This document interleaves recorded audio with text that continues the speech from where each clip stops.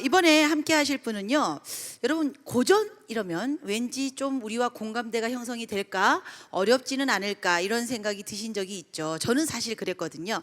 그런데 그런 고전을 아주 유쾌, 상쾌, 통쾌하게 풀어주실 분을 제가 이번에 모셨습니다. 그래서 저는 이분의 이름으로 삼행시를 지어서 여러분께 모셔볼까 하는데요. 고전을 미묘하게 숙지시키는 고전평론가 고미숙 선생님을 여러분 앞에 모시겠습니다. 큰 박수 부탁드립니다.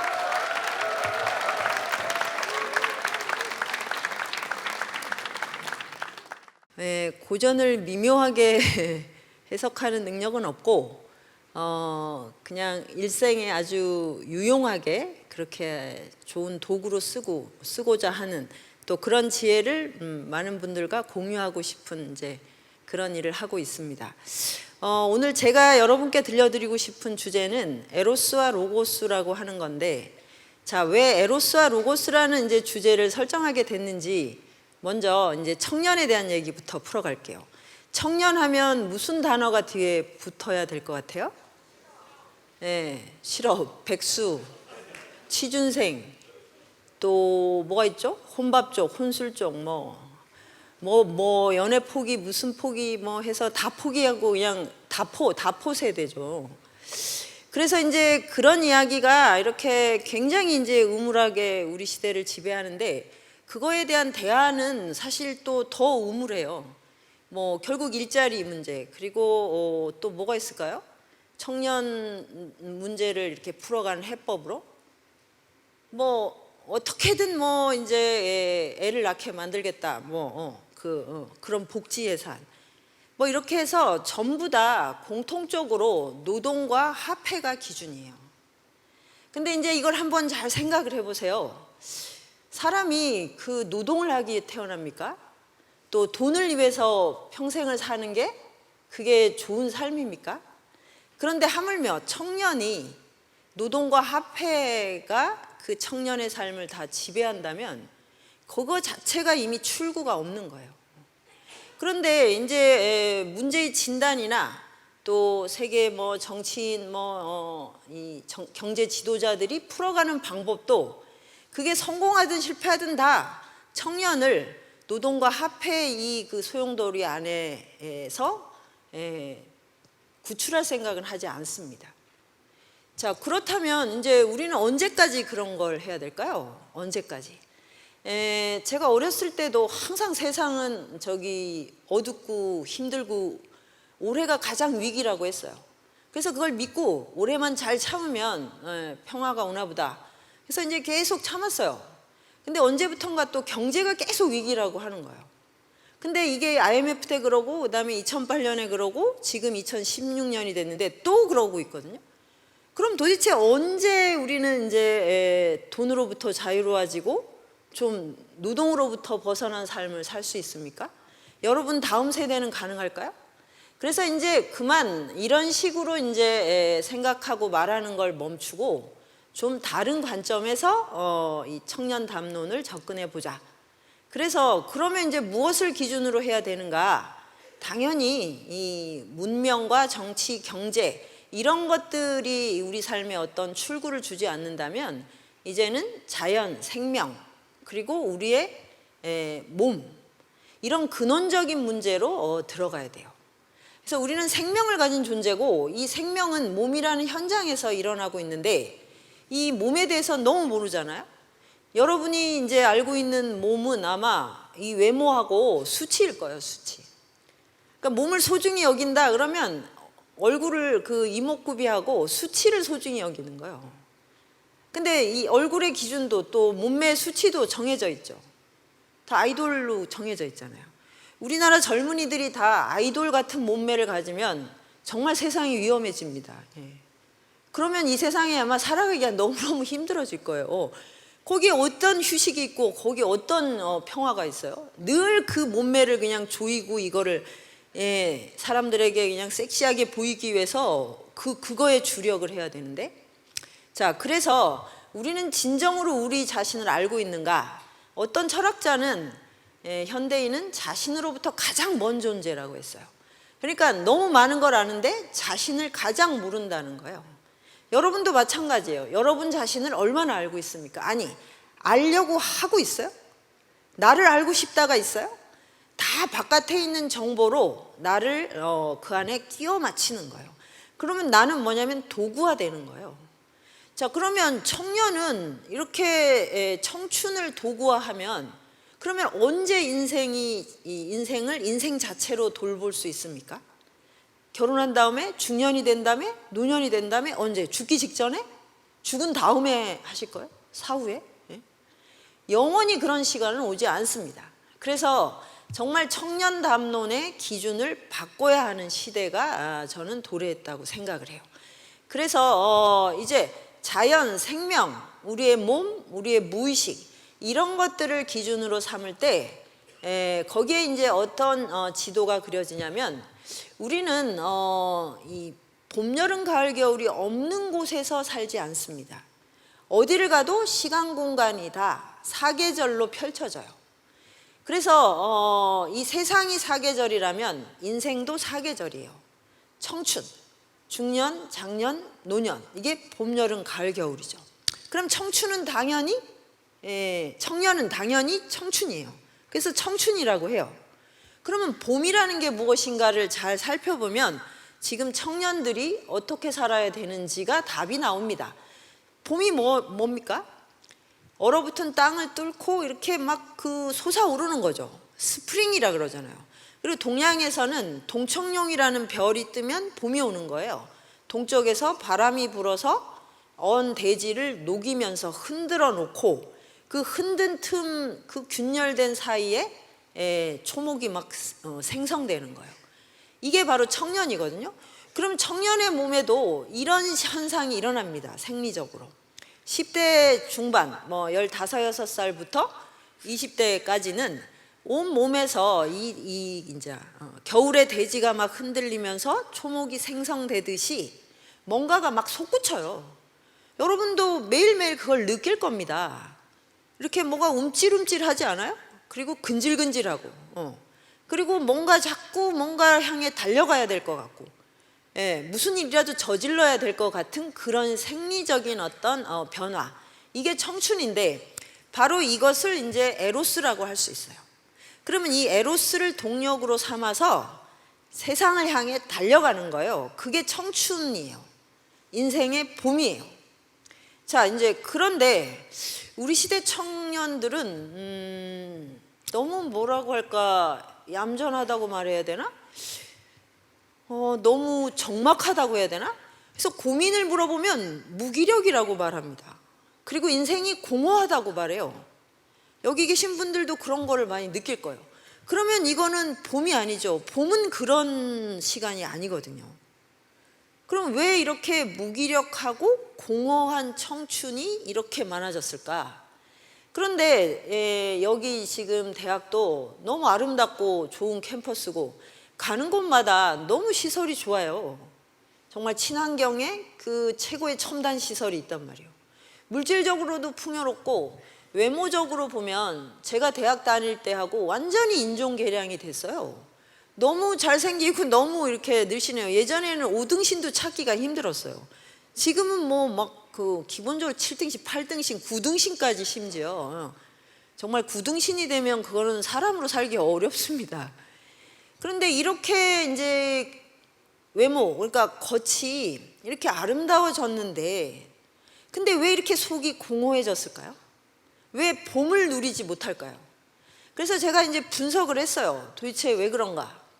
첫 번째는 제도가 너무 많은 이제 제한을 주는 거예요. 너무 많이 억압을 하고, 또 하나는 서비스가 너무 많이 케어를 해요. 그러니까 한쪽은 과도하게 그냥 어린애 취급을 하고, 또 한쪽은 너무너무 그냥 많은 거를 즐기라고 부추깁니다. 그러니까 여러분도 아마 이 두 사이에 있을 거예요. 취업을 위해서는 또는 미래를 위해서는 뭘 참아 지금 알바를 하고 뭘 하고 엄청나게 많은 걸 하라고 요구하는데, 근데 돈만 가지고 가면 백화점이나 어디 모든 곳에서 그냥 흥청망청 쓰라고 요구하죠. 그러니까 학교에 오면 억압이 되는데 인터넷이나 TV를 보면 주구장창 뭘 먹으라 그러고 주구장창 뭘 사라 그러고 그다음에 이 상품이 너를 천국으로 인도할 거라는 말 주술을 수도 없이 합니다. 어느 장단에 춤을 춰야 됩니까? 참아야 됩니까? 질러야 됩니까? 예? 참았다 질렀다 참았다 질렀다 이러죠. 이래서 그냥 이 정신이 너무 어지러워지는 거예요. 조증 울증을 계속 왔다 갔다 하는 거예요. 그래서 이제 어떻게 되냐면 막 그냥 알바 6개월에서 막 상품을 질러버릴 때는 약간 변태적인 거예요. 그러다가 돈이 뚝 떨어지면 너무 삶이 지루해 권태해지더라고요. 변태와 권태를 왔다리 갔다리 하고 있는 겁니다 지금. 그러니까 청년들의 몸이 자기가 주인이 되지 못하는 거죠. 주인이 된다는 건 능동적으로 써야 돼요. 수동적인 게 아니고 사라고 해서 사는 게 아니라 내가 선택을 해야 된다고. 그리고 자율적이어야 돼요. 어디에 말려 들어가면 안 된다고. 그런데 뭐 맨날 이제 남이 어쩌고 남이 어쩌고 남이 사라고 해서 남이 이렇게 원하니까 타인의 시선이 거의 그냥 뼛속까지 스며들어 있어요. 그러니까 능동적으로 무슨 활동을 열지도 못하고 그 다음에 나의 자율성을 지키지도 못해요. 이렇게 살다 보면 이제 난 누구 여긴 어디 이제 이런 고사를 맨날 외치는 거죠. 그래서 이렇게 살면 결국 어디로 가고 있어요. 열심히 가고 있는데 자기가 어디로 가는지 몰라요. 이런 캐릭터를 뭐라고 합니까? 좀비라고 하죠. 좀비. 그 좀비가 왜 갑자기 이렇게 모든 대중문화에 등장했을까요? 여기 분명히 이유가 있어요. 그리고 좀비는 잘 보면 몸을 못 움직이는데 열심히 가는데 구강구조가 발달했거든요. 먹는 거예요. 무조건 만나면 물어뜯는 거예요. 그러니까 이런 게 이제 현대인들이 이 제도와 서비스에 의존해서 형성되는 신체의 회로예요. 그러면 자기 자신의 주인이 될 수도 없고 자기가 누군지 모르고 특히 청춘의 에로스는 완전히 침묵되어 버립니다. 청춘으로 살 수가 없어요. 그러니까 이제 청년들이 무력하고 공허하다는 말을 하는 거죠. 자, 그래서 이 청년 문화를 되살리려면 에로스가 다시 이 분출하고 약동해야 돼요.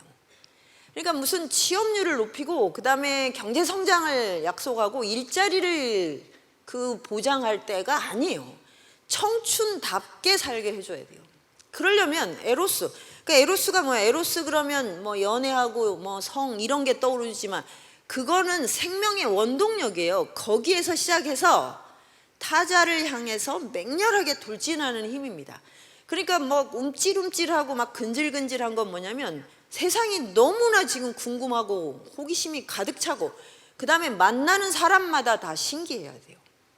그래서 저희 때는 그랬거든요. 남녀공학으로 공학이 없었으니까 고등학교 때 다 여고와 이제 남고를 다니면 도대체 이성이라는 거는 선생님들 말고는 볼 수가 없고 그 입시만 하다가 이제 대학을 오면 드디어 남자다, 드디어 여자다. 만나면 너무 신기한 거예요. 외모가 어떻게 생기고 이런 걸 따질 겨를이 없이 서로가 서로에게 그냥 뭐 너무너무 그냥 달라붙는 이런 식의 이제 생리적인 변화를 겪거든요. 너무 신기한 거예요. 남학생은 여학생이, 여학생은 남학생이. 근데 이미 여러분은 이제 그런 호기심과 경이로움을 잃어버렸어요. 이게 이제 굉장한 이제 시대적인 약점이고, 약점이라는 걸 알아야 돼요. 거기에다가 너무 이성에 대한 욕망이 지독하게 탐욕스러워졌어요. 그게 이제 드라마가 준 또 하나의 주술입니다. 예. 그러니까 뭐 제가 자주 얘기하듯이 별에서 그놈이 온 이후 갑자기 태양이 자식을 낳아서 태양의 후예가 등장한 이후 거기다가 또 구름이 뭘 굴러가지고 남자들이 너무 예뻐진 거예요. 이걸 어떻게 하면 좋냐고 도대체. 너무 그 남자 주인공이 얼굴이 작고 키가 크고 그 다음에 이목구비가 여성보다 예뻐졌어요. 여성들은 대우각성을 해야 됩니다. 이제 이런 남자를 이길 수가 없어요. 포기하고 미모로 이제 남성을 사로잡겠다 이런 거는 뭐 언감생신. 어떻게 송중기보다 피부가 좋을 수가 있겠습니까? 예?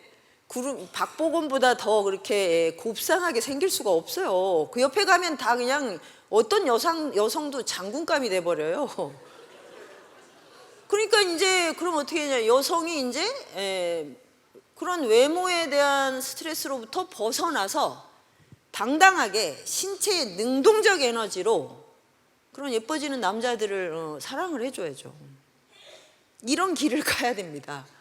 그러니까 이미 남성성, 여성성이라는 고정된 경계가 사라지고 있거든요. 근데 이제 여전히 여성들은 그런 남성의 사랑을 받겠다, 이런 전제를 가지고 있으니 에로스가 침묵이 되죠. 그래서 나를 막 꾸미고 막 이제 이런 거에 골몰을 하면 신체가 너무너무 소외가 일어납니다. 그래서 거기서 오는 건 공허해요. 내가 아무리 예뻐져도 이건 끝나지 않는 문제입니다. 결핍만 생겨요. 또 남학생도 마찬가지예요. 그렇게 이제 여성처럼 막 자기를 뽐내기 시작을 하니까 같은 남성이 이제 경쟁자가 돼버린 거죠. 그러니까 남성들도 지금 너무 힘들 거예요. 자기 피부 관리도 해야지, 헤어스타일도 해야지, 좋은 브랜드의 옷도 입어야지. 근데 도대체 무엇을 위해서 이렇게 하는가? 이런 걸 자신에게 물어야 됩니다. 이렇게 할수록 청춘의 에너지는 억압된다는 거, 봉쇄된다는 거. 그래서 이제 그런 기준, 화폐, 소비가 제공하는 기준들을 과감하게 거절할 수 있는 용기가 필요합니다. 그게 아닌 청춘의 에너지만으로도 충분해야 돼요, 청년은. 다른 게 더 덧보탤 필요가 없어요, 사실. 그러면 이제 기성세대가 그때 비로소 청춘을 두려워합니다. 청년들이 이렇게 예뻐지고 그다음에 자기를 꾸미고 타인의 시선에 갇혀 있으면 어린애 취급을 합니다. 뭔가 봄이 됐는데 새로운 게 생성이 안 되고 있는 거죠. 그러면 화초가 되는 거예요. 화초는 누군가가 계속 길러줘야 되잖아요. 여기 어떻게 청춘의 문화가 생깁니까?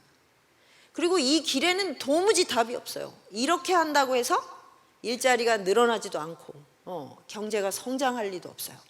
자본주의는 이제 고점을 쳤기 때문에 가을로 접어들었어요. 이거는 정말 뭐 요즘 많이 하는 우주의 기운이에요. 우주의 기운을 막을 수가 없어요. 그래서 어느 나라도 사실 지금 성장할 수 있다고 말하는 경제학자는 단 한 명도 없어요. 그리고 또 하나, 불확실성의 시대에 들어간 거예요.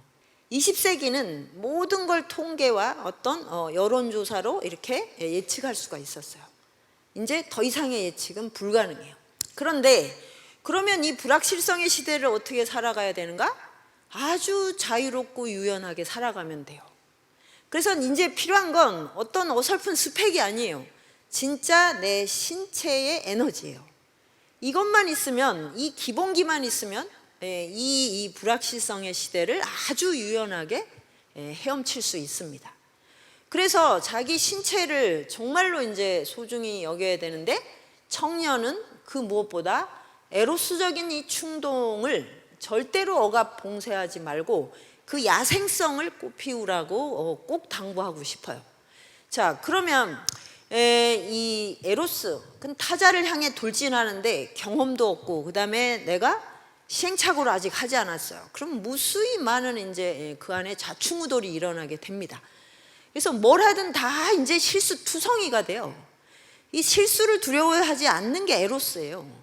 그러니까 에로스적인 충동이 이렇게 몸에서 막 솟구치면 그냥 끊임없이 세상을 모험할 수 있게 되는 건데, 뭔가 계산하고 목표를 먼저 설정하지 않는 거예요. 다들 지금 불안한 이유는 목표를 설정해 놓고 그 목표에 도달하지 못할까 이렇게 하니까 꼼짝도 못하는 건데, 그 목표라는 게 너무너무 한심하죠. 결국 화폐의 양이거든요. 잘 생각해 보세요, 여러분.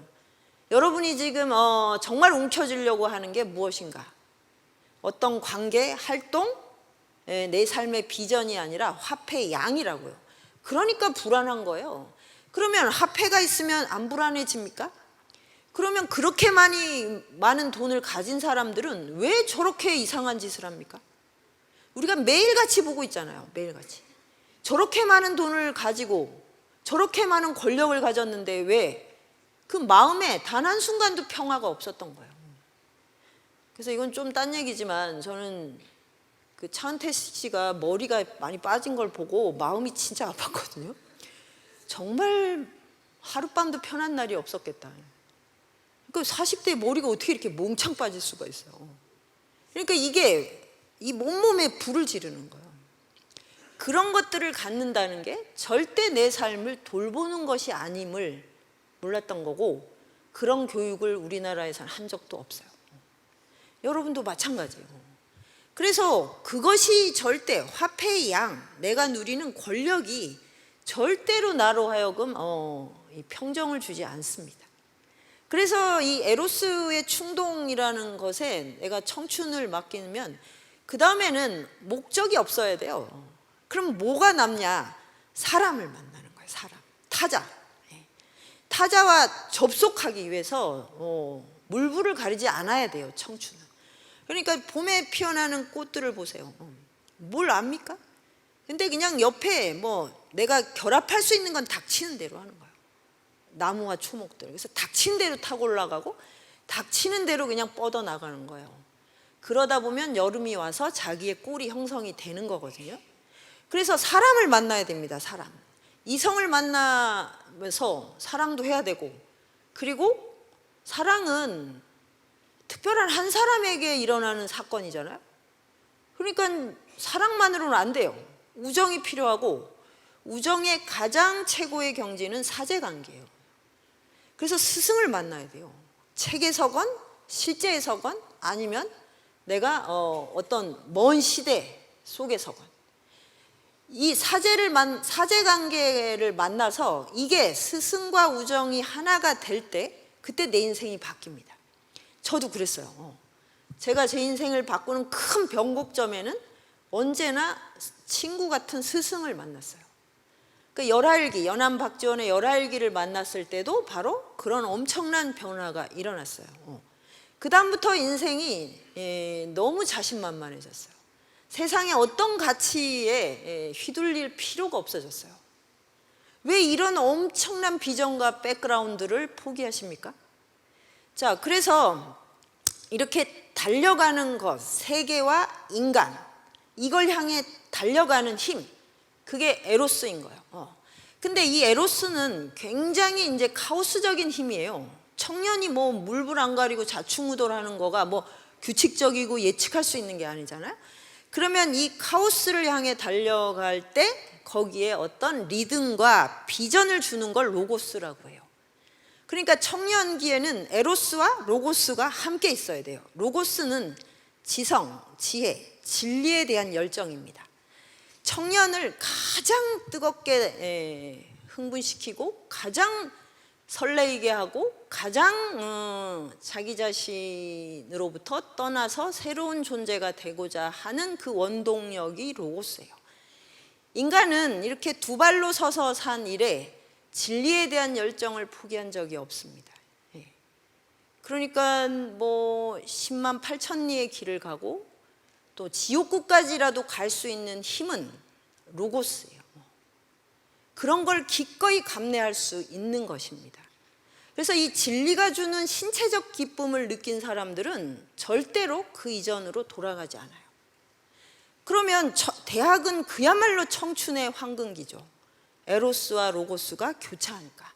대학은 유니버설이잖아요. 유니버설은 보편적 지성이라는 뜻이에요. 진리라는 거죠. 그것을 여기서 연마하는데 청년들이잖아요. 몸은. 그러니까 에로스적인 충동으로 로고스적 비전을 만나는 거. 그러니까 인생의 가장 최고의 어떤 절정이 바로 대학생인 겁니다. 그래서 예전에는 대학을 못 온다는 게 그렇게 서러웠어요. 그래서 이제 모든 사람이 힘을 합쳐서 너무 많은 대학을 이렇게 만들어 놨지 않습니까? 근데 대학생들이 에로스도 없고 로고스도 없는 이렇게 될 줄 몰랐죠. 그래서 뭐 어떤 분들은 내가 이러려고 민주화 운동을 했나 뭐 이런 얘기도 하십니다. 대학 자율화를 위해 이러려고 했나. 대학생들이 이럴 줄 몰랐다. 그런데 왜 로고스적인 열정도 없고 에로스가 없을까요? 그거는 로고스가 없기 때문에 에로스는 살아날 수가 없어요. 그러니까 이렇게 생각할 거예요. 연애를 하려면 공부를 포기해야 된다고. 예, 공부를 많이 하고 지적이 되면 내가 성적 매력이 떨어질 거라고. 반대입니다. 지성이 없는데 매력이 있을 수가 없어요. 지성만이 에로스를 깨어나게 하는 거예요. 왜? 지성은 새로운 삶을 살고자 하는 욕망이거든요. 가치를 생성하는 거예요. 가치. 그래서 누군가를 사랑하게 되면 그게 사랑이든 우정이든 사제간의 정이든 서로의 삶을 선물하려고 애써야 됩니다. 그러니까 서로를 소유하려고 애쓰면 안 돼요. 근데 지금은 모두 다 이제 소유해요. 친구도 소유해야 되고 나하고만 친해야 돼. 내 거야, 너는. 딴 사람하고 친하면 안 돼. 그리고 뭐 사랑은 나누는 게 아니야. 그래갖고 네 거 내 거가 그냥 너 모든 뭐 노랫말이 네 거 내 거. 내 거인 듯 네 거인 듯 그건 그러니까 너무 네 거 내 거 하다 보니까 헷갈린 거예요. 제가 내 건지 제 건지. 그래서 저는 네 거인 듯 내 거인 듯 내 거 같은 뭐 이래서 무슨 선문답을 이렇게 하나. 그리고 이 노랫말들을 보고 진짜 정말 너무 슬펐어요. 이거는 에로스가 아니에요. 내 거로 만드는데 골몰 하느라고 사랑을 즐기지를 못하고 있어요. 사랑을 한다는 건 신체 안에 엄청난 변화가 일어나는데 이 변화에서 일어나는 온갖 거를 실험을 해봐야 돼요. 근데 왜 내 거인 게 그렇게 중요합니까? 마음이 여기 있지 않으면 사랑을 할 수가 없는 거고 마음이 떠나면 어차피 못 잡아요. 그러면은 뭐 신체를 이렇게 뭘 채워놓고 다닐 겁니까? 그럼 이게 재밌습니까? 그리고 계속 내 거를 확인하는데 언제까지 해야 돼요? 연애하는 관계에서는 널 영원히 사랑해. 이것도 지금 딱 순간이에요. 돌아서면 그때 다시. 누가 그런 말을 믿어요? 그러니까 계속 이걸 확인해야 되죠. 이런 것은 청년이 할 만한 사랑이 아닙니다. 병들었을 때 하는 거예요. 그리고 이렇게 소유를 하면 그 다음에 내가 마음이 바뀌었을 때 어떻게 돼요? 저 사람이 나를 폭력을 가하겠죠. 용서하지 않겠죠. 이래서 끊임없는 스토킹과 데이트 폭력이 일어나는 거예요. 소유로부터 자유로워지세요. 소유하지 않아도 사랑이 흘러 넘치게 해야 돼요. 사랑은 두 사람이 에로스가 이렇게 융합이 돼서 이렇게 강물처럼 흘러가는 거예요. 그러면 가장 먼저 뭘 해야 되냐? 내 삶을 선물해야 돼요. 나를 사랑한 사람이 자기 존재를 무한긍정하게 하려면 사랑하는 대상이 참으로 멋진 사람이어야 돼요. 멋지다는 게 뭐냐면 삶 전체로 멋져야 됩니다. 그래서 이제 내가 누구를 사랑하면 그때부터 이제 자기 인생을 막 돌보고 내가 뭔가 의미 있는 존재가 돼야 되고 막 이런 거를 시도해야 됩니다. 이게 바로 로고스가 일어나는 순간이에요. 그래서 예전에는 연애를 시작하면 갑자기 남학생들은 다 갑자기 철학자가 돼요. 또 대도 않는 철학을 베껴가지고 편지에다 씁니다. 니체, 쇼펜하우 한 페이지도 못 읽으면서 그런 거를 막 쓰고 꼭 그 다음에 편지를 쓴 다음에 그 끝에는 시를 어디서 베껴 씁니다. 갑자기 시집을 읽는 거예요. 그래서 연애를 하는 순간은 철학자가 되고 시인이 되는 순간입니다. 그래서 연애는 느닷없이 왔다가 느닷없이 끝나는 거예요. 뜬금없이 왔다가 그냥 후다닥 끝나버려요. 그게 뭐가 휙 지나갔는데 뭐가 지나간지 모르겠다. 이런 게 청춘의 연애입니다.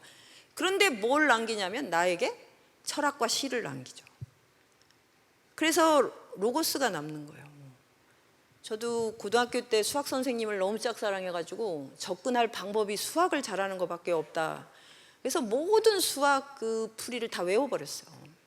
그래서 선생님께 마침내 이제 접근을 해서 좀 뭔가 이렇게 교감을 할까 하는 순간에 마음이 그냥 사라져 버렸어요. 그래서 너무 이게 뭔가 왜 그렇게 열렬히 내가 원하다가 갑자기 사라졌을까? 너무 황당하죠. 이게 이제 에로스, 사랑이 갖고 있는 아주 카오스적인 흐름이거든요. 자기도 몰라요. 근데 사랑이 가도 수학은 남는구나. 수학을 너무 사랑하게 됐어요.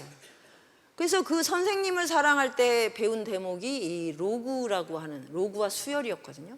그래서 지금도 로고를 보면 막 이렇게 뭐 굉장히 에로틱해집니다. 예. 그러니까 그 선생님은 기억이 안 나는데 그때 내 마음이 이렇게 흔적을 남긴 거죠. 그래서 그때부터 누구를 좋아하는 건 내 뜻대로 되는 게 아니고 떠나는 것도 내 뜻대로 되는 게 아니구나. 그래서 사랑을 하면 그때부터 꼭 같이 공부를 해야겠구나. 그러면 공부가 남는 거예요. 그래서 그때 공부를 하면 공부가 진짜 잘 됩니다. 왜? 상대한테 잘 보이려고 하는 거잖아요. 최선을 다하게 되잖아요. 이거를 친구에게 확장시키고 선배에게, 후배에게 이런 네트워크로 확장을 시켜보세요. 그러면 인생에 대한 비전을 얻게 됩니다.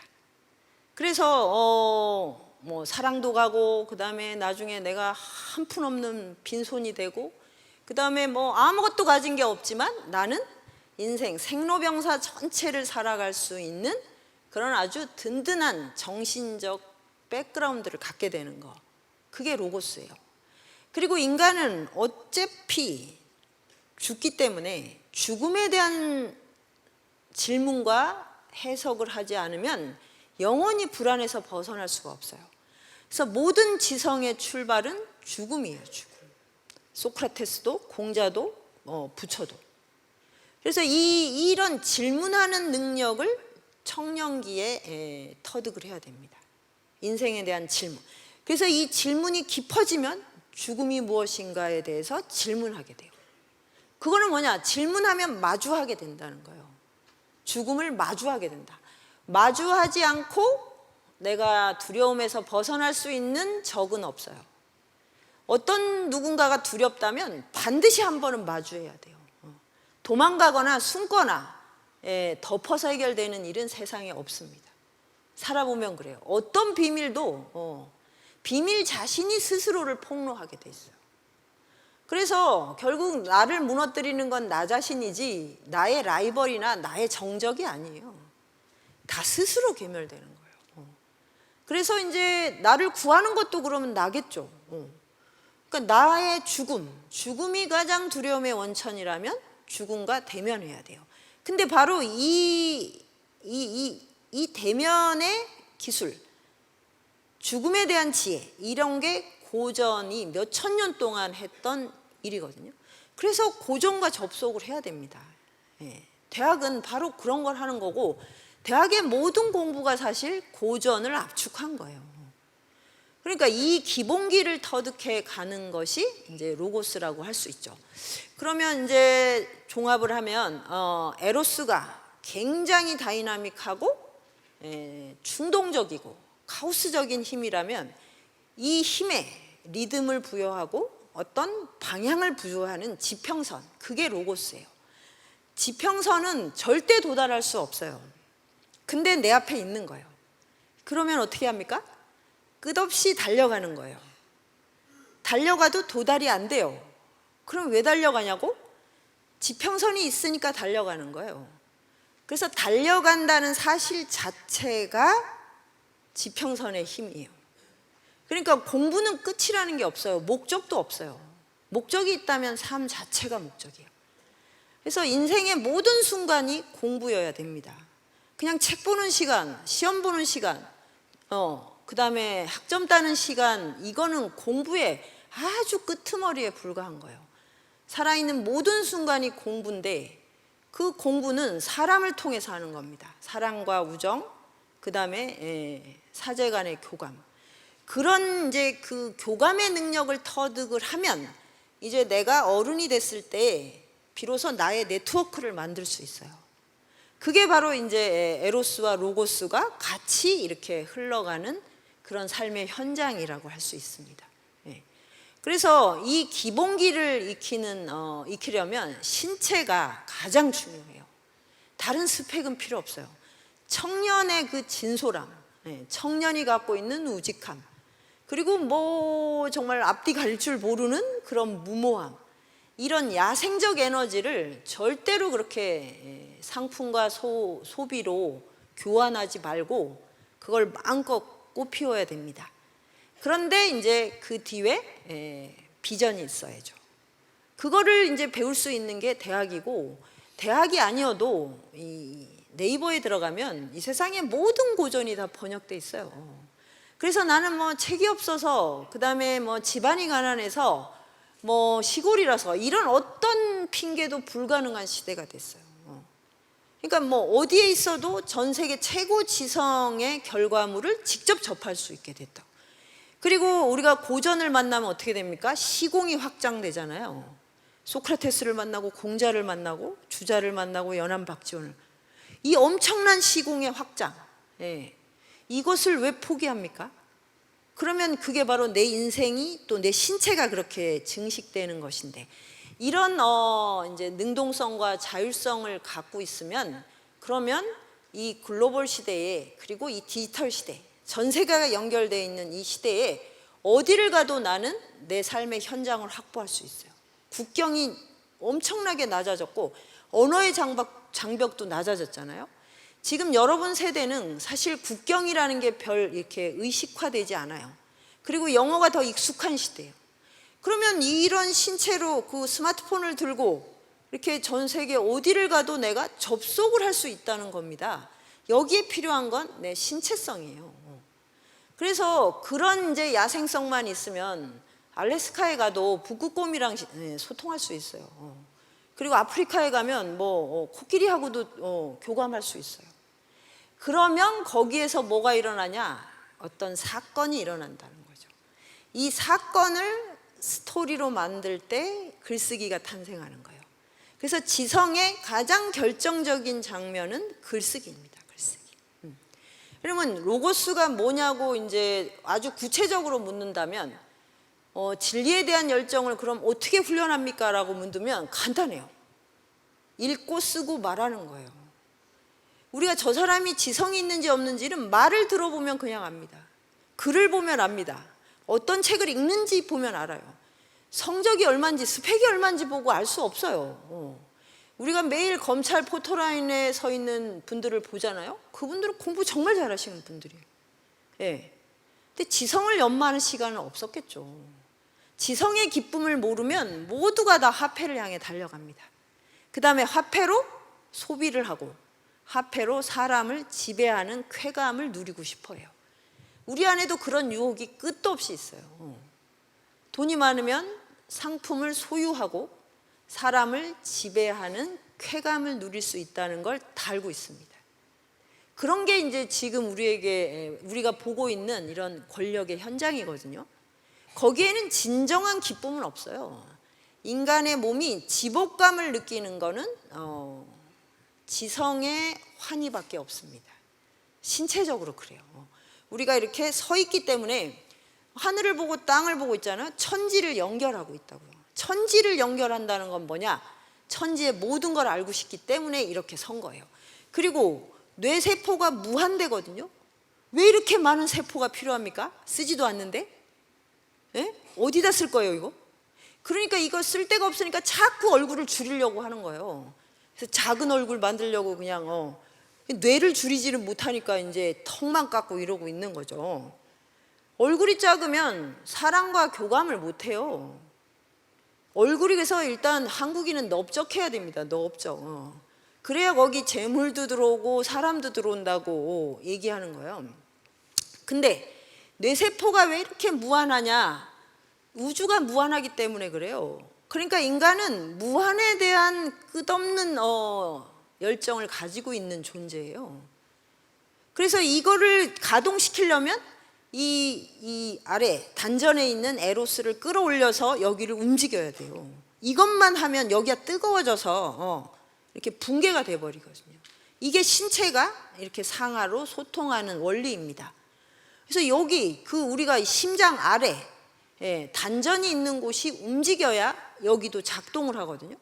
그래서 이 진짜 경제가 어려운 이 시대에도 화성이나 목성 탐구에 어마어마한 돈을 전 세계에서 다 뿌려대죠. 아무도 불만을 토하지 않습니다. 아니 이런 시대에 청년들 일자리는 안 만들고 왜 화성 탐사만 하냐고 이렇게 말하는 사람 아무도 없어요. 그게 왜냐면 화성에 가서 무슨 사진 하나만 찍어 와도 너무 감동적이거든요. 이게 바로 인간의 원초적인 본능이고 우리가 이렇게 직립하게 된 이유입니다. 예, 이거를 잊지 마세요. 사람이 굳이 이렇게 선 것은 천지를 연결하는 거, 무한과 접속하기 위한 거예요. 그래서 이제 알매 본능하고 이 사람을 사랑하는 능력이 구별되지 않는 거거든요. 그래서 같이 연습을 하는 거예요. 사랑하는 연습, 우정을 쌓는 연습, 그리고 스승을 만나는 연습. 이게 바로 이제 그 무엇이든 접속하는 능력. 그렇게 접속해서 뭘 하냐고? 새로운 삶을 생성시킨다고. 새로운 가치를 생성시킨다고. 새로운 가치를 생성시키려면 낡은 가치를 붕괴시켜야 돼요. 그래서 모든 봄은 어떤 점에서 혁명의 시절이에요. 왜냐하면 이 얼어붙은 대지가 흔들려서 새로운 시대가 열리는 계절이잖아요. 그래서 인류 문명은 언제나 청년들이 뒤집어 엎었어요. 청년들만이 할 수 있어요. 이 낡고 이 기성화된 시대를 살아보지 않았고 낡고 기성화된 시대의 단점을 보면서 성장하기 때문에 그래요. 그러니까 이 청년들이 이 세상을 바꾸는 주역이 될 수밖에 없습니다. 그런데 이 청년이 움직이지 않으면 세상은 바뀌지 않을 뿐 아니라 퇴행을 하게 돼 있어요. 그래서 지금 고령화 저출산 같은 얘기가 나오면 노인도 우울해지고 청년은 더 우울해지는 거예요. 그래서 청년들이 여기서 이제 삶의 배치를 확 바꿔버리면 그러면 이제 노인도 새로운 문화를 읽을 수 있고 그 다음에 청년들에게도 길이 열립니다. 그래서 청년과 노년이 이렇게 만나서 정말 상상을 뛰어넘는 그런 융합을 일으킬 수 있어요. 그래서 이래야 이제 우리가 고령화 저출산이라는 암울한 담론이 아니라 인생 100세 시대고 청춘과 중년, 장년, 노년이 사계절처럼 매끄럽게 흘러가는 그런 새로운 시대를 열 수 있습니다. 그때 비로소 이제 노동과 화폐, 소비라고 하는 100년, 서양은 몇백 년 동안 사람들을 지배했던 그런 가치의 사슬이 끊어질게 될 거라고 저는 생각을 해요. 그래서 여러분이 이 지금 대학에 있는 이 청춘의 시기를 다른 그 무엇보다 에로스와 로고스의 향연으로 그렇게 보내게 되기를 바랍니다. 예, 이상입니다.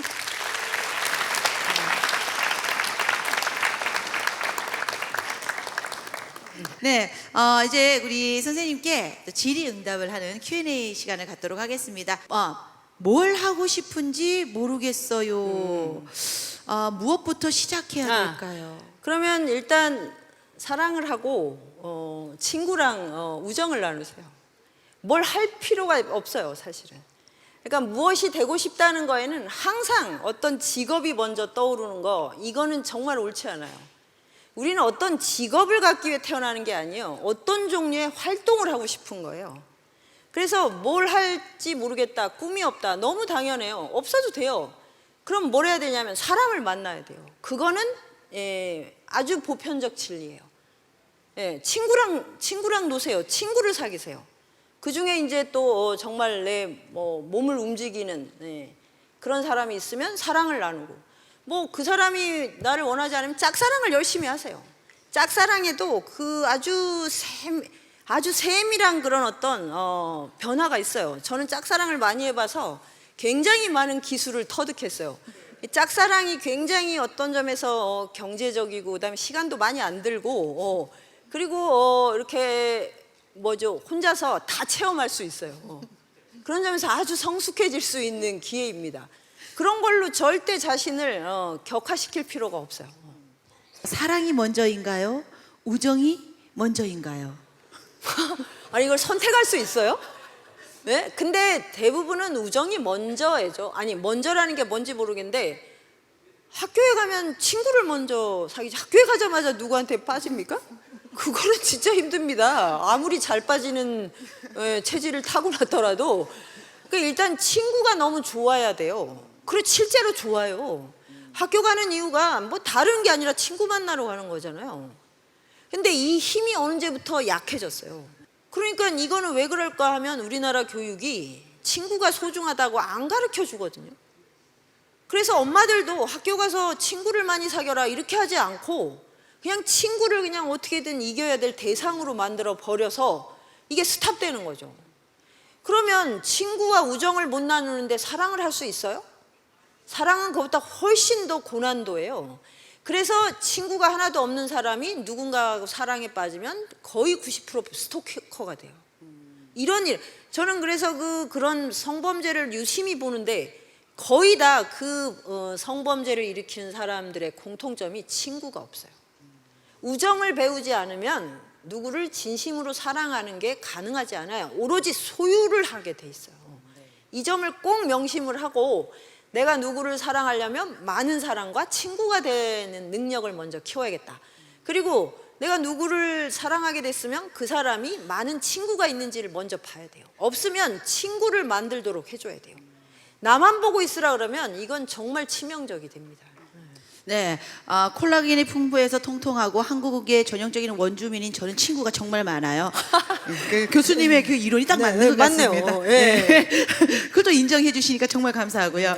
자, 오늘 우리 고민 선생님의 또 정말 훌륭한 강의 감사하다는 인사 많이 들었고요. 다시 한 번 더 감사의 박수 부탁드리겠습니다. 네, 감사합니다. 네, 수고하셨어요.